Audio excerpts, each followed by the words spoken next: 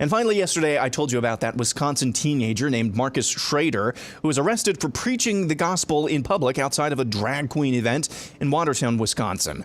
Well, he showed up to his city council this week to share his thoughts on the events over the weekend. Intolerance is an interesting word. Tolerance, intolerance, hatred, love, bigotry, things like that. Because really every culture has something that it's intolerant towards and something that it's tolerant of.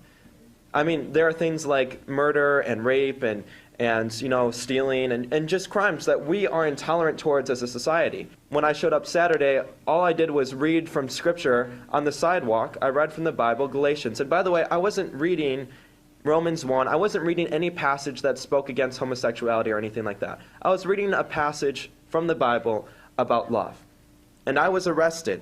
No reason, not given any warning, not told anything about my amplification needing to be turning down. I was arrested and taken into custody simply for reading the Bible on the sidewalk. You see, as we become more and more tolerant of sexual immorality in our culture, we become more and more intolerant towards Christian morality. And the more we become intolerant towards Christian morality, the more we're going to see lawlessness in our streets. Drag queens twerking on kids in lingerie is unacceptable. And that's something that we have to notice as a culture. We can have our disagreements, but there comes a time when we have to understand that we are all going to stand before God one day.